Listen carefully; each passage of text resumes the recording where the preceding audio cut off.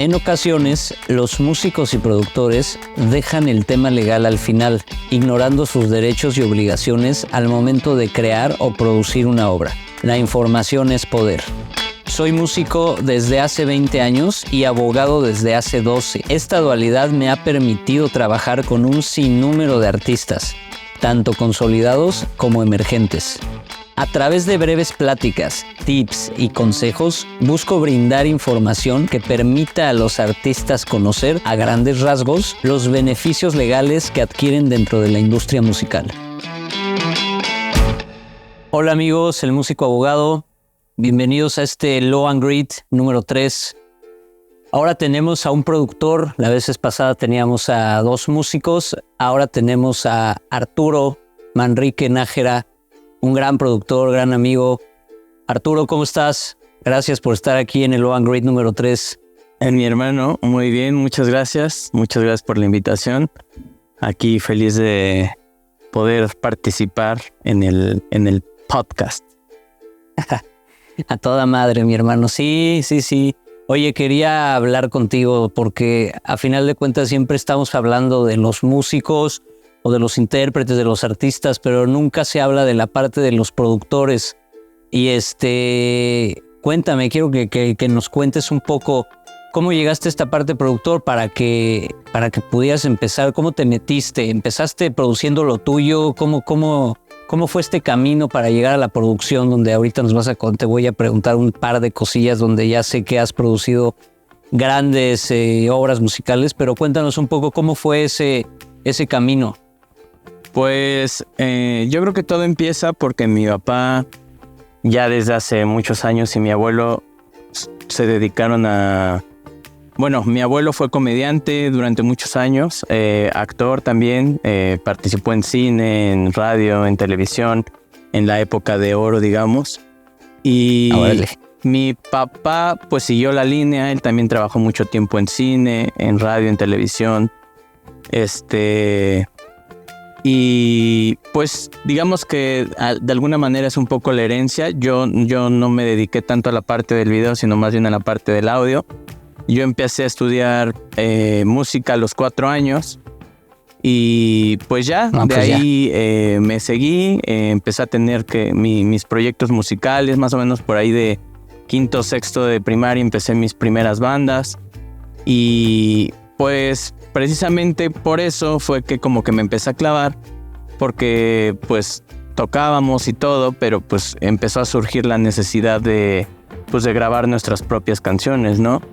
Y bueno, en ese tiempo la tecnología no estaba como está hoy en día, de que pues ya es como muchísimo más fácil tener una laptop, una computadora y o sea, como tener acceso a eso era un poquito más complicado, ¿no? En ese momento yo me acuerdo que pues ya sabes, agarrabas los micrófonos del karaoke y lo que tuvieras a la mano y pues empezabas a hacer tus grabaciones y ahí más o menos viendo tutoriales en un internet que todavía estaba también muy básico, no había tampoco mucho YouTube, ¿no? O sea, no había tanta información como la hay ahora.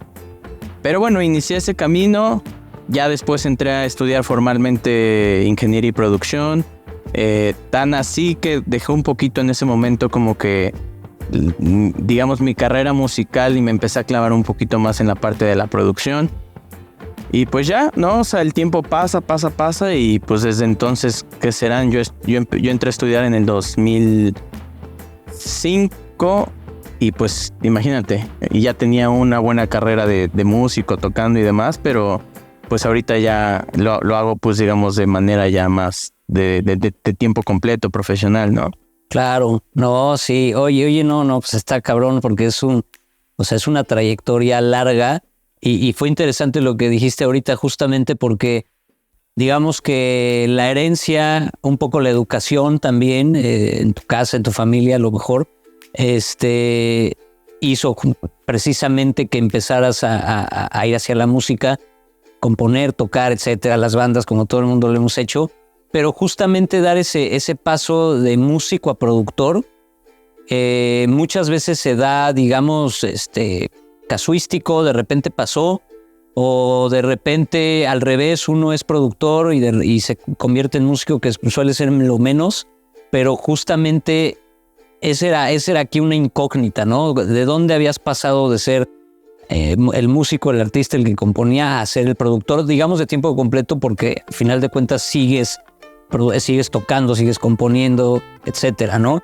Sigues creando, sigues siendo el artista, pero también de tiempo completo estás produciendo a final de cuentas, ¿no? Entonces, si bien, digo, seguramente por ahí, ahorita te voy a preguntar y seguramente podrás tener unos fans que te están viendo ahorita por ahí y seguramente saben de tus bandas, de Legrado, etcétera, la banda de metal muy chingona. Pues justamente en ese momento, cuando teníamos la banda, de hecho, uno de las, digamos, entrevistas que hiciste recientemente, pues fue de otro amigo, ¿no? Que en ese momento juntos estábamos, era como una escena que había en ese momento de varias bandas, ¿no?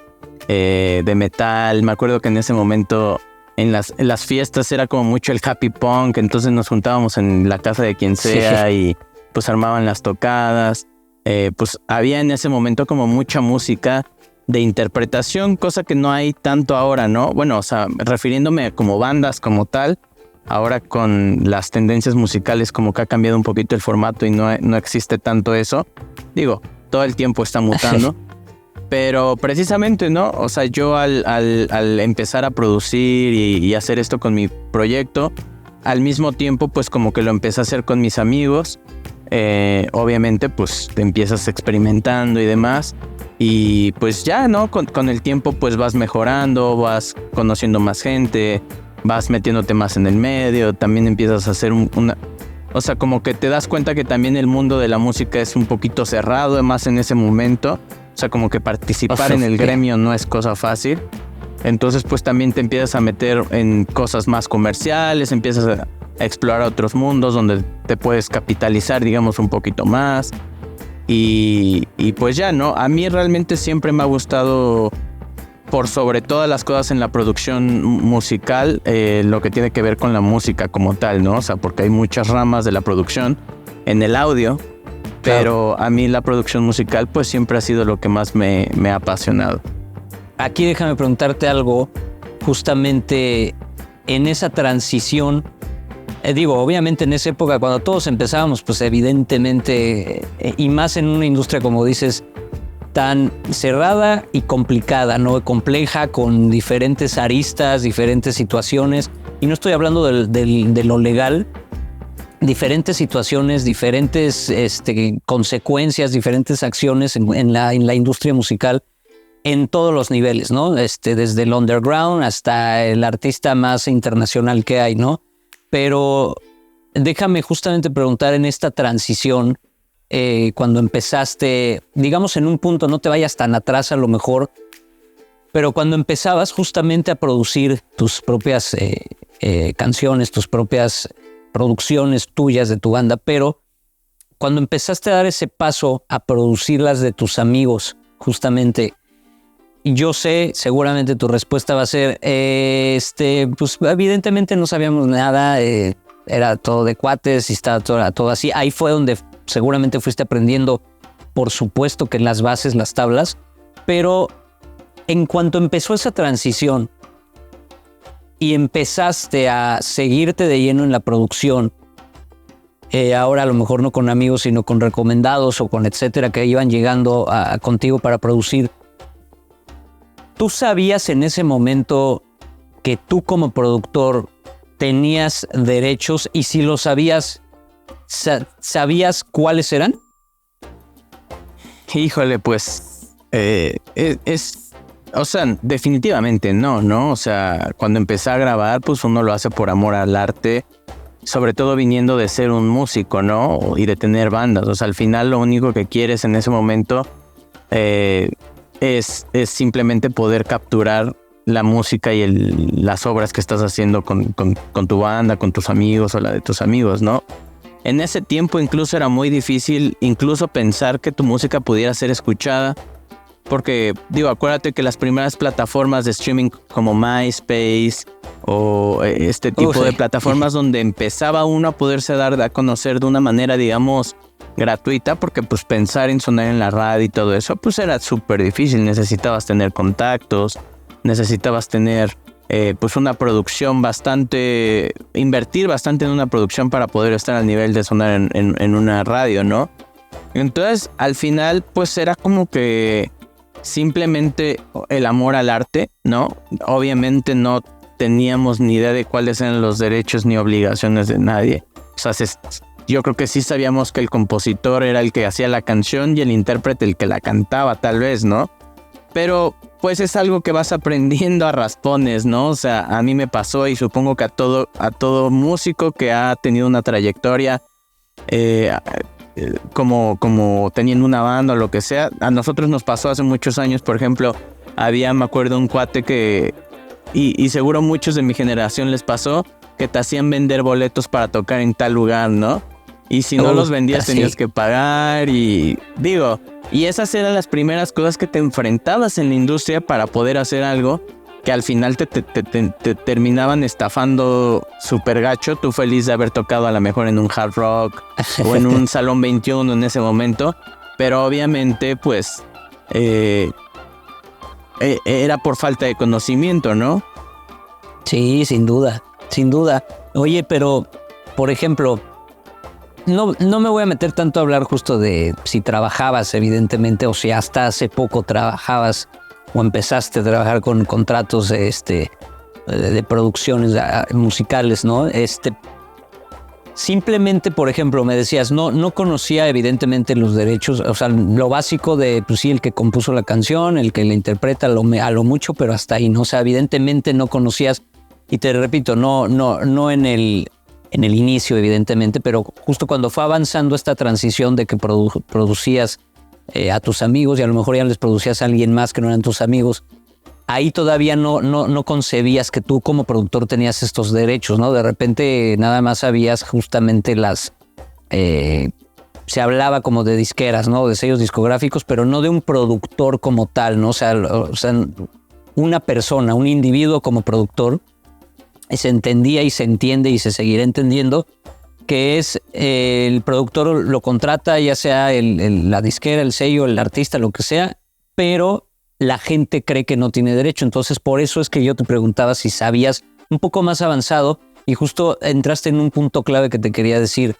No tanto del contrato, ya más acercándonos a estas fechas, como decías que estuviste trabajando muchos años así, en alguno de esos años o años cercanos, no lo sé, tú me dirás ahorita si algunos años lejanos, cercanos, intermedios, en algunos de esos tuviste algún inconveniente justamente por no saber qué derechos tenías o cuáles podían ser tus derechos como productor en cuanto ya sea a la financiación del proyecto, en cuanto a la creatividad conexa que le inviertes tú como productor a esa producción. ¿Alguna vez te pasó alguna situación? Sí, realmente fueron contados los casos donde tuve un problema así, pero definitivamente, ¿no? Cuando tú empiezas a trabajar con gente del medio con un poquito más de experiencia o más colmilluda, como le dicen vulgarmente, pues obviamente tú no tienes ni idea, ¿no? O sea, al final tú dices, no manches, voy a trabajar con tal, claro que jalo. Y al final terminas poniendo todos tus recursos, todo tu conocimiento, trabajando durante muchísimo tiempo, porque pues también en ese tiempo era como más común grabar discos completos, ¿no? Entonces, pues grabar un disco completo llevaba muchos meses, si no es que años de trabajo, literal. Y pues sí llegué a tener experiencias precisamente por pues no tener esta experiencia, no tener el conocimiento de no firmar un contrato, por ejemplo, no saber cuáles son tus derechos, tus responsabilidades, y eso hace que al final el proyecto se vuelva pues una pesadilla, ¿no? Porque pues pasan muchas cosas, o no te pagan, o no te dan los créditos que te corresponden, etcétera, ¿no? O sea, pueden ser muchos escenarios, pero al final de cuentas es súper frustrante, porque pues tú siempre esperando pues sacar lo mejor como, digamos, productor, como músico, como alguien que quiere pues aportar algo a un proyecto, y terminas pues perdiendo tiempo, dinero, experiencia no, porque la verdad es que la experiencia es lo único que nunca se pierde en ningún tipo de proyecto, por más que no te paguen, ¿no? Claro. O por más que te vean la cara, claro, por falta de experiencia. Pero sí me pasó hace ya, pues ya bastantes años. Pero pues aprendí muchísimo de esas experiencias. Bueno, de esas experiencias, sí. Pues obviamente a ya no ir como que con los ojos cerrados y confiar solo en la palabra de las personas. Y no por no confiar, sino porque pues precisamente es importante plasmar cuál va a ser el proyecto y cómo lo van a hacer y cómo lo van a desarrollar para que pues al final todo salga bien, ¿no? Yo siempre soy de la idea de que los contratos no es por si las cosas salen mal, sino por si las cosas salen bien, ¿no? O sea, porque si las cosas salen bien, probablemente vaya a haber mucho dinero de por medio y si no tienes tú bien estipulado cómo se va a repartir todas esas ganancias o todo lo que eso vaya a generar, pues va a ser un desastre. Si las cosas salen no tan bien, digamos que subes un sencillo y no tienes gran éxito, pues a la mayoría de las personas les va a dar igual, ¿no? Pero pues sí, definitivamente tuve algunas experiencias con mucho aprendizaje en ese sentido. Sí, sin duda. Sí, como dices, la experiencia justo, y aunque aprendas, digamos, a la mala, justamente esa experiencia es la que te va haciendo aprender, valga la redundancia, de ya no cometer el mismo error o ya prevenirte de cierta u otra manera, ¿no?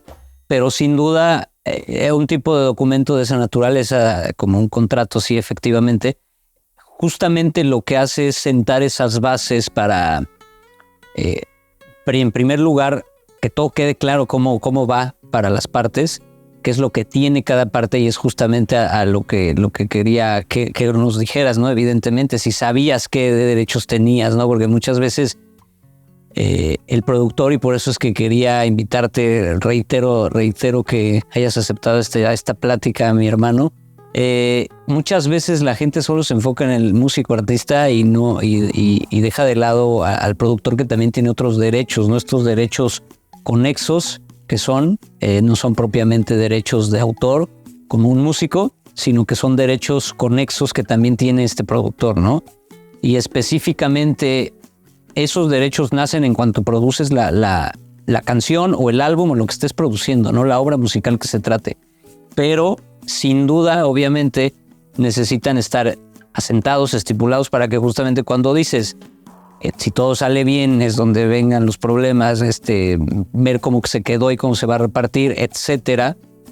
Y no hablemos de dinero siquiera, sino los derechos, porque tú sabes que en esta industria es todo de quién tiene los derechos, ¿no? O sea, antes de ir por el dinero, vamos a ver quién tiene los derechos, porque el que tiene los derechos es el que tiene justamente esa facultad de poder hacerlo, ¿no? Entonces, sin duda, evidentemente es saber primero, si tú vas a ser un productor, si tú vas a ser un músico, un compositor, saber cuáles son los que tienes en primer lugar, para que después, por lo menos, y yo no estoy diciendo que evidentemente sea una labor que te sepas todos de la A a la Z, pero que por lo menos puedas ir y negociar tus acuerdos, por lo menos puedas ir, y cuando te encuentres a alguien, como dijiste, alguien colmilludo, sea quien sea, un promotor, un manager, un abogado, un lo que sea, no te vaya a querer quitar y agandallar esos derechos, ¿no? Muchas veces escuchamos de la gente, de los artistas, no, es que la disquera tiene mis derechos. ¿A cuáles derechos te refieres, no? ¿O por qué los tiene? Y siempre te quejan y está mal, eso no debería ser. Sí, no, porque la ley lo permite, ¿no? En cierta manera, pero justamente si tú desconoces esa información, si tú desconoces lo que tienes, va a ser mucho más sencillo que la gente que lo conoce te lo pueda abaratar o abarcar de todo, ¿no? Al final de cuentas ellos saben que lo tienes, y si ven que no sabes tú, que no lo conoces, es mucho más sencillo, ¿no? Sí, sin duda, mi hermano, sin duda eso es fundamental. Oye, y justamente, ¿qué es lo que le recomendarías a la gente, digamos, que se introduce en el mundo de la producción, o que ya está en la producción justo como tú, que ha estado varios años? Porque yo te decía al principio, muchas veces los músicos empezamos y de repente cambiamos a la producción. En tu caso, por ejemplo, en el mío no, pero cambias a la producción. O muchas veces hay gente que solita se queda siendo productor y empieza a producir amigos, así, y así se empieza a formar una carrera en la industria musical sin haber a lo mejor experimentado tocar en una banda, etcétera, tener proyectos. Pero ¿qué les dirías a esta gente que justamente está teniendo ahí estos pininos en la producción musical. Específicamente, dame unas 3 recomendaciones, porque yo sé que me podrías decir más de 30, y no solo legales, sino de muchísimos aspectos, como bien dijiste hace rato. Pero dime unas 3 que le puedas recomendar a alguien que te está viendo ahorita. Pues para mí la primera, al trabajar con alguien, es primero pues como que visceralmente confiar en la persona, ¿no? O sea, o en el proyecto. O sea, a final de cuentas, siempre que llega alguien al estudio y tenemos una charla, desde ahí tú te das cuenta si va a jalar o no va a jalar, ¿no? O sea, como que siempre, digamos, la intuición es muy certera. Entonces, para mí siempre es el primer acercamiento, ¿no? O sea, puedes conocer a alguien en un lugar u otro, pero pues ya como que esa primera charla siempre te va a dar esa sensación de si está chido, no está chido, no sé. Y para mí, pues es como que la primera señal importante de saber si sí voy a trabajar con alguien, ¿no? Porque muchas veces pues conectas bien chido y de ahí precisamente, por ejemplo, yo he tenido estos problemas, ¿no? De que la llevas tan bien desde la primera vez que dices, pues ¿para qué platicamos? Mejor vamos a producir casi, ¿no? Pero pues no es así, ¿no? Claro, sí. Y ese es el segundo consejo que yo diría. O sea, sí está bien como que comprometerte con un proyecto y confiar en la gente y querer sacarlo mejor, pero esa segunda parte es bien importante, ¿no? Como definir cómo vas a trabajar, definir los acuerdos que vas a hacer con esa persona. Si van a trabajar por un sencillo, pues por un sencillo. Si van a trabajar un disco, no sé, lo que sea que vayan a hacer, estipularlo en un documento, ¿no? Y creo que ese sería el tercer consejo, ¿no? O sea, obviamente tenemos a lo mejor conocimientos básicos, o hay inteligencia artificial que nos puede decir ciertas bases hoy en día o lo que tú quieras, pero si vas a hacer de manera profesional o por lo menos piensas lo que vas a producir, que lo vas a lanzar pues a las redes, ¿no? O sea, si va a ser algo que vas a comercializar, pues que vas a dar a conocer al mundo y a un público en general, pues entonces acercarte con alguien de tu confianza, ¿no?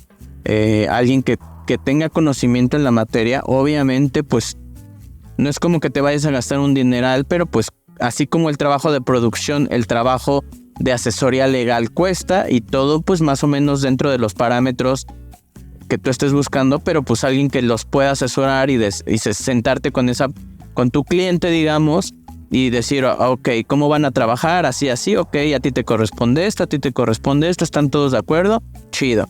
Entonces, a partir de ese acuerdo ya por escrito, entonces empiezas a trabajar y ya sabrás que las cosas van a funcionar. Si llega a haber algún problema, pues el mismo contrato los va a proteger para, o ya sea detener el proceso de producción, o darle seguimiento, o firmar contratos más adelante, lo que sea, ¿no? Pero definitivamente, porque pues esa es justo la parte, digamos, a veces como que uno no ve, ¿no? Uno lo que quiere es entrar al estudio y ponerse a grabar y ponerse de creativo y todo eso. Pero si tú tienes una preocupación que no te está dejando ser ese creativo o trabajar de esa manera como que, pues, a gusto con tu cliente o con el artista con el que estás trabajando, pues las cosas no van a fluir, ¿no? Porque vas a tener en la mente así de puta. No le dije cuánto le iba a cobrar por esto y ya llevo la mitad, ¿no? Pues no manches, obviamente claro. Tienes que dejar todo claro desde un principio, porque si no, lo único que estás haciendo es generarte problemas tú solito. Efectivamente, mi hermano, efectivamente lo dijiste muy bien. Sin duda, conectar es para saber si te involucras o no en el proyecto es fundamental, porque no solo involucrarte, sino que tu chamba de producción pueda salir bien. Y obviamente esto sin duda, tercera recomendación que das, sin duda es la primordial para que suceda todo de manera como debe pasar, ¿no? Como debe suceder, y no estar esperando a que haya un problema o que salga algo bien o que salga algo mal, justamente, ¿no? No, pues mi hermano, otra vez te agradezco muchísimo por haber estado aquí en este tercer episodio de Hello and Greet. No, al contrario, muchas gracias a ti, mi hermano, y pues ya sabes, ahí estamos a disposición para lo que se necesite, y pues a ver si por ahí luego nos echamos una colaboración con el Gabriel músico, ¿no? Sí, sin duda, mi hermano. Pues muchas gracias. Esto fue Low and Grit, episodio 3. Gracias, carnal. Nos vemos. Nos vemos. Gracias.